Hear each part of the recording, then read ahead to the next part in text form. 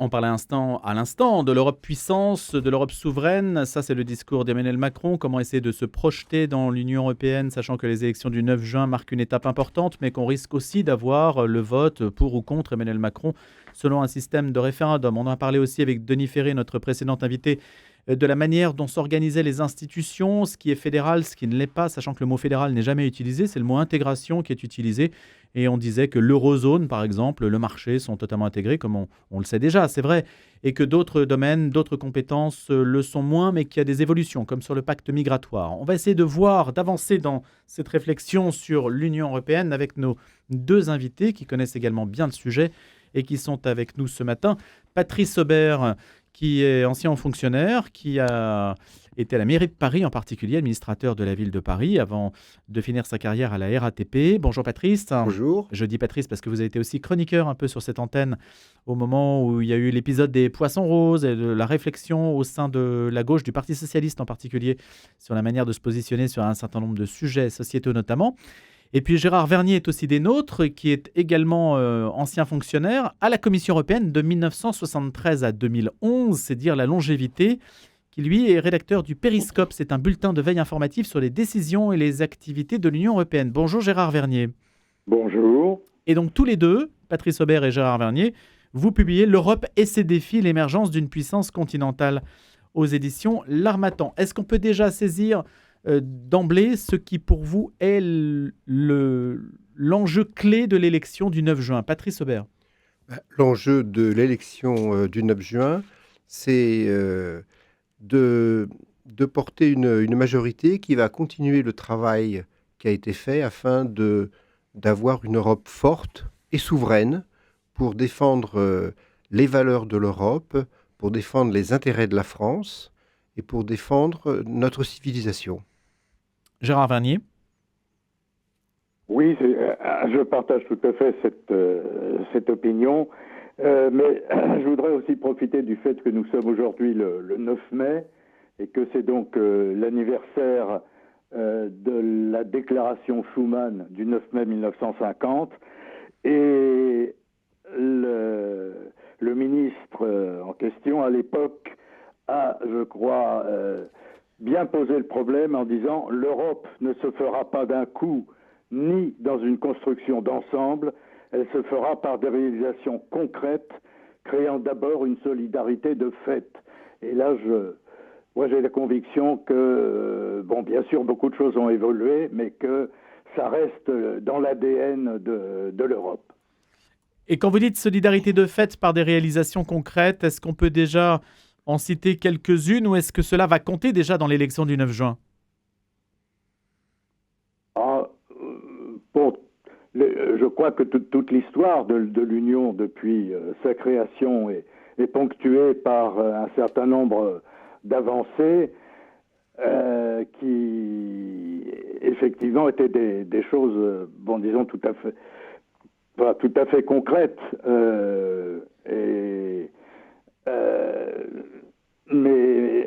Mais tout ça aussi se pose maintenant dans des termes peut-être qui sont un peu différents, mais tout en se situant dans une certaine continuité. Donc je veux dire, c'est un petit peu ça aussi la philosophie d'ensemble. Mais dites-nous, Gérard Vernier, vous qui avez été 40 ans à la Commission européenne, est-ce que vous avez le sentiment que les Français comprennent mal le sujet européen ou qu'ils le comprennent trop bien parce qu'ils se sentent un peu dépossédés de leur destin par une Commission européenne qui n'est pas élue, même si le commissaire est envoyé par les représentants de chaque État?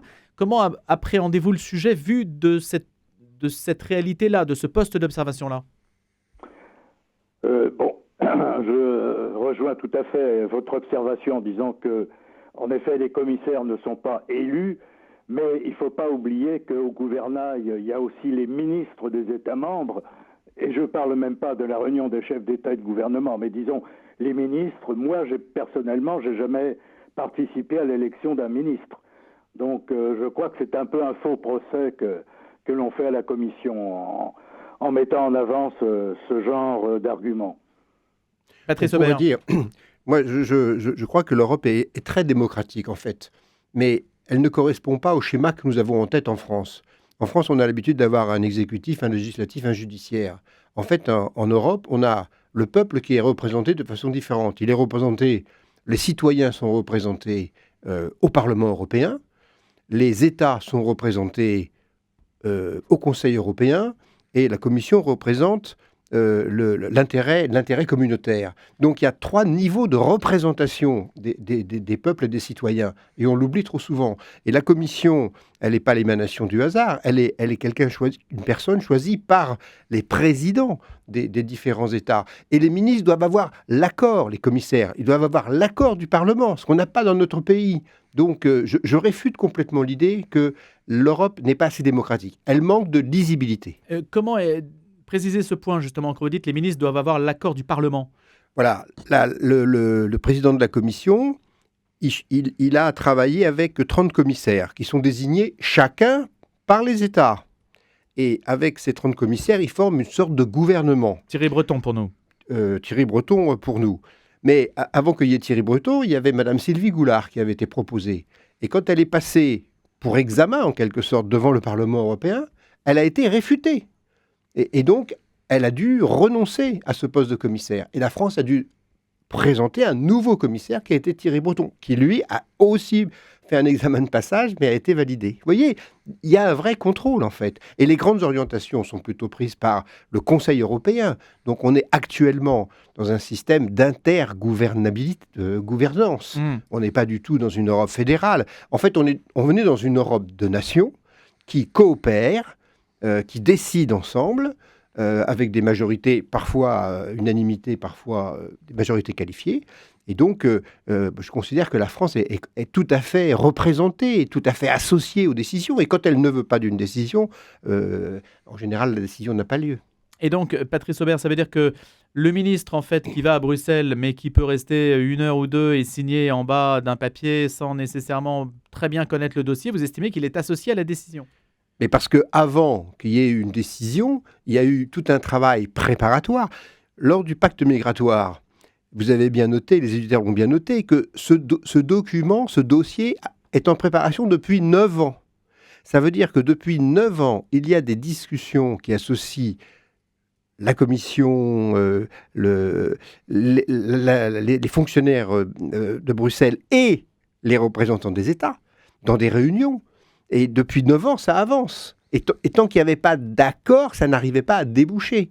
Donc on ne peut pas dire que les Français ou le gouvernement français découvrent des décisions. Ils participent à l'élaboration très régulièrement.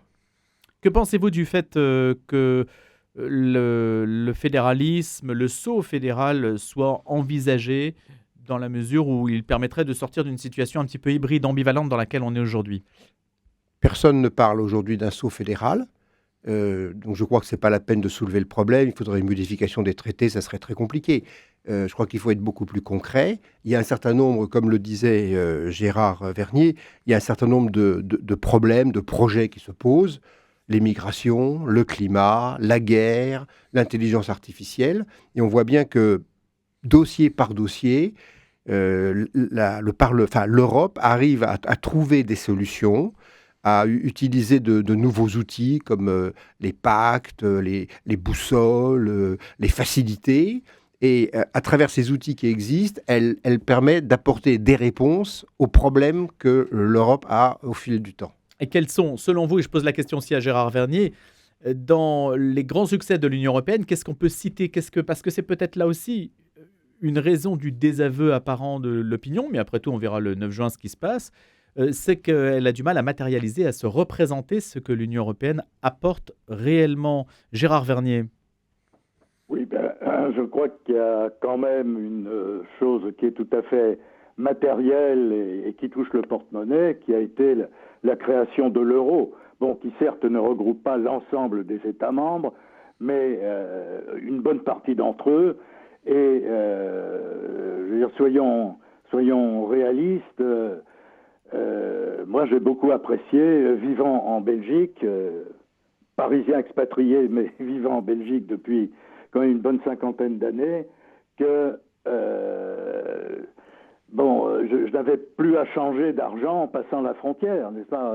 C'est quand même quelque chose qui est entré dans mon quotidien et je pense devenu quotidien de l'ensemble des Européens concernés et qui a pu représenter un certain progrès. Donc je dis ça, c'est tout à fait concret et quotidien.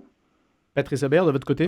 Par exemple, le fait qu'on puisse passer les frontières sans problème. Moi, quand j'étais gosse, fallait s'arrêter. Le fait qu'on puisse téléphoner sans surtaxe partout en Europe. Le problème de l'Europe, c'est que tout ce qu'elle apporte, c'est considéré par les gens comme acquis. Ça va de soi. Et les gens, très souvent, n'arrivent pas à se dire, bah tiens, c'est grâce à l'Europe. On a la guerre aujourd'hui, mais voilà, depuis 1950, on n'a pas eu de guerre. Donc, la paix, la prospérité, on considère que c'est énorme. Mais non, c'est le fruit, justement, de toute cette construction européenne. C'est parce qu'on a travaillé ensemble qu'on a pu augmenter notre confort collectif. Pourquoi ce décalage, alors, Patrice Aubert, entre la perception et la réalité, selon vous? Parce que l'Europe a du mal à s'incarner aux yeux des gens. Et c'est vrai que comme je l'expliquais, c'est une autre façon de prendre le problème. Si vous dites aux gens qui est-ce qui gouverne l'Europe, les gens ne savent pas. Est-ce que c'est Van der Leyen? Est-ce que c'est Charles Michel? Est-ce que c'est Macron? Est-ce que c'est... Bon, effectivement, on ne sait pas. Donc il faudrait trouver des moyens de personnaliser l'Europe, parce qu'on est dans une époque qui a besoin de mettre un visage d'une femme ou d'un homme derrière une fonction. C'est ça pour vous. En fait, c'est une sorte de hiatus médiatique. Je pense que c'est un hiatus médiatique parce que je crois que les gens sont bien conscients quand il y a des difficultés qu'à un moment, c'est au niveau européen que les problèmes se règlent. On voit bien sur les questions qu'on évoquait, la guerre, l'émigration, le climat, la défense contre le numérique et les excès de l'intelligence artificielle, chacun est bien conscient qu'un pays tout seul n'est pas en mesure de se défendre. Donc, les gens ont bien dans leur tête cette disnéance de niveau. Ceux qui relèvent du niveau européen, et puis ceux qui relèvent du niveau national, l'éducation, la santé, le sport, etc. Et je crois que peu à peu, on prend conscience de ces deux niveaux d'intervention qui vont peu à peu se concrétiser de plus en plus. L'Europe est certes une entité géographique et historique, écrivez-vous, mais elle est surtout un ensemble de valeurs. Alors je vous pose la question, il y a quand même une controverse sur les valeurs, et en particulier ceux qui nous écoutent, je pense, sont attachés à ce terme, pas forcément plus que d'autres, mais en tout cas ils sont sensibles à l'usage de ce terme. Or, l'Union européenne a envoyé des signaux qui ont pu alors soit être mal interprétés, soit laisser entendre que, par exemple, elle favorisait certaines religions ou certaines minorités plus que d'autres. Elle s'intéresse en particulier beaucoup aux minorités islamiques. La promotion du voile a fait l'objet d'une campagne du Parlement européen, etc. Et on peut citer la même chose un peu sur ce qu'on appelle les nouvelles mœurs sociétales, où aussi la Cour européenne et puis un certain nombre de dispositions tendent à penser que l'inclusivité est un peu sélective. Qu'est-ce que vous en pensez, Patrice Aubert? L'Europe, elle a développé un modèle de société tout à fait unique quand on le compare avec ce qui peut se passer en Chine, en Inde, dans la zone arabo-musulmane, etc. Ce modèle, il repose sur la personne humaine et sa dignité. Et on a essayé de bien l'expliquer autour de la page chant, qui est un peu la rotule de notre ouvrage. Ce modèle, il place la personne humaine au cœur, il explique l'inviolabilité des droits de l'humain, la volonté d'émancipation des individus sur les plans économiques, culturels, la reconnaissance des droits de tous les êtres humains, et pas seulement des Européens, l'égalité entre les hommes et les femmes. Et ce modèle, il repose sur le droit et la justice.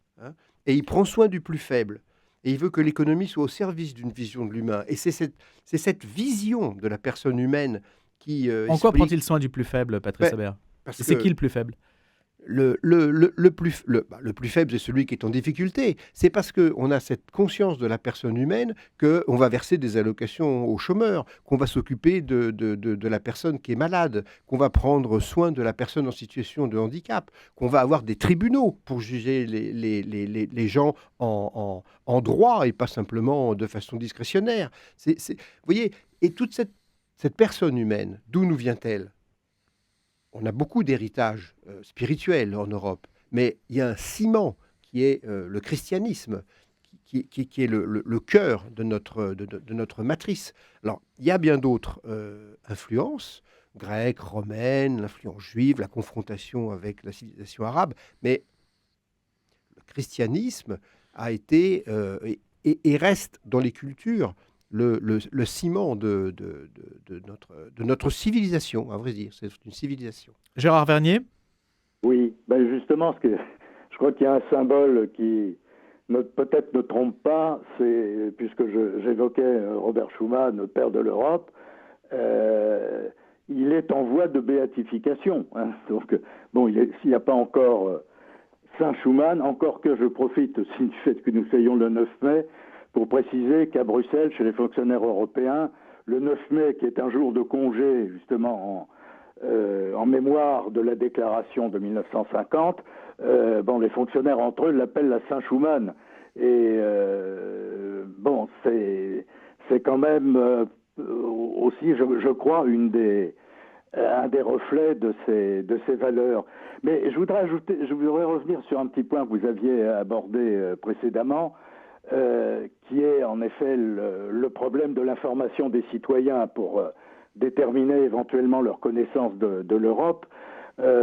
Je crois que l'Europe aussi fait tellement partie du quotidien que c'est un petit peu comme le sucre dans le café. Hein. Donc on met un sucre, mais finalement il se fond dans le liquide et ça donne un petit goût particulier, fort heureusement, pour la pilule soit pas trop amère, mais c'est, je crois, un petit peu ce qu'on peut considérer comme caractéristique de l'apport de l'Europe dans le quotidien des citoyens.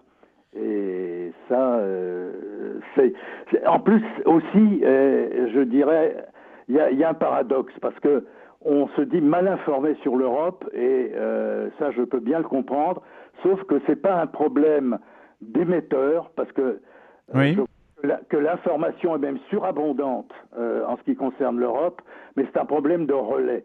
Donc de savoir comment on relaye cette information, et il y a des travaux qui sont faits notamment par les maisons de l'Europe que je trouve tout à fait admirables pour justement essayer de faire comprendre en langage simple aux citoyens ce qu'apporte l'Europe, quelles sont ses difficultés et ce qu'on peut attendre pour l'avenir.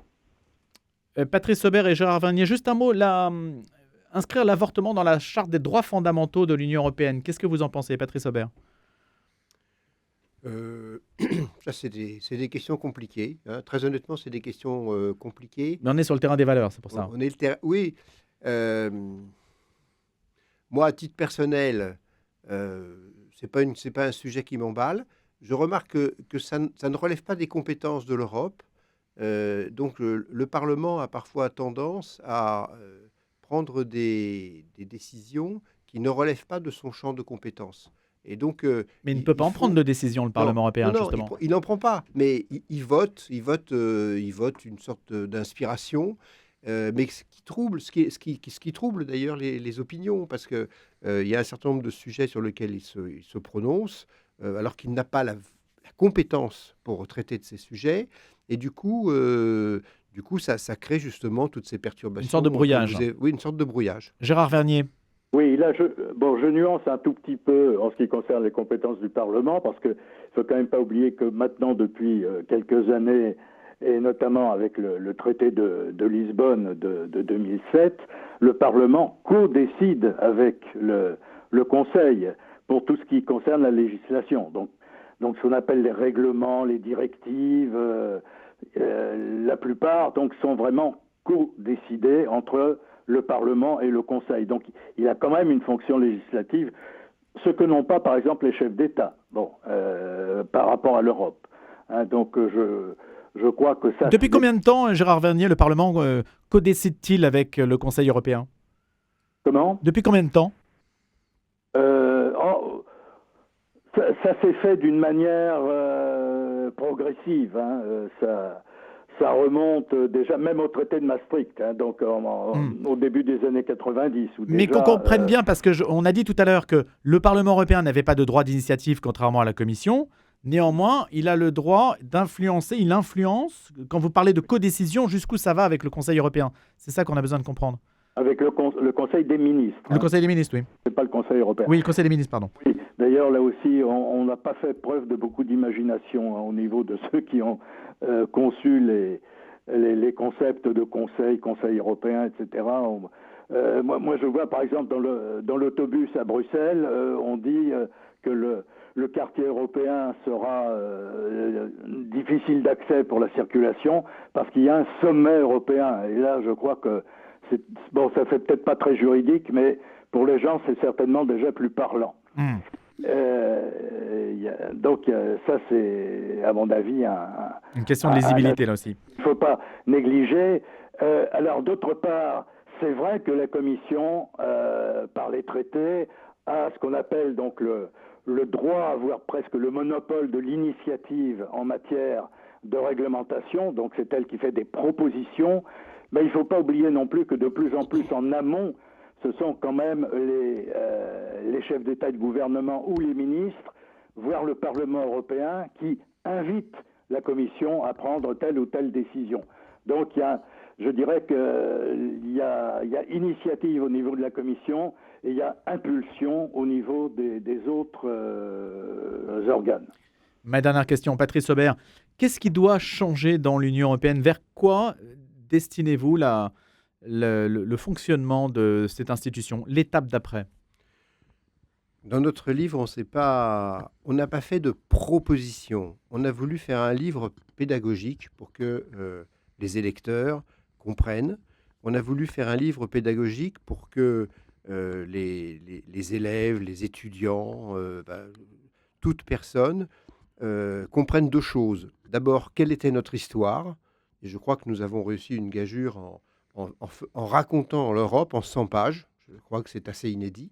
Et deuxièmement, en expliquant, dossier par dossier, chacun des défis qui existaient actuellement dans l'Europe. Et quelqu'un qui, je pense, nous espérons, quelqu'un qui lit le livre, il aura compris d'où nous venons, quelle était notre histoire, nos héritages, notamment spirituels, et deuxièmement, le point sur chacun des dossiers. C'est ça qu'on a voulu faire. On dit pas, voilà ce qu'il faudrait faire. Non, mais ça permet de comprendre ce qu'on peut essayer d'envisager. Hein. C'est quand même déjà un socle de connaissances important. Je pense que nous avons conclu en disant une Europe unie pour un monde solidaire. C'est-à-dire que le monde a besoin de l'Europe. Merci beaucoup, Patrice Aubert, d'avoir été des nôtres. Je rappelle que vous êtes l'auteur avec Gérard Vernier de l'Europe et ses défis aux éditions L'Harmattan. Je remercie également Gérard Vernier qui a passé 40 ans à l'Union européenne et donc Patrice d'être venu ce matin. À bientôt.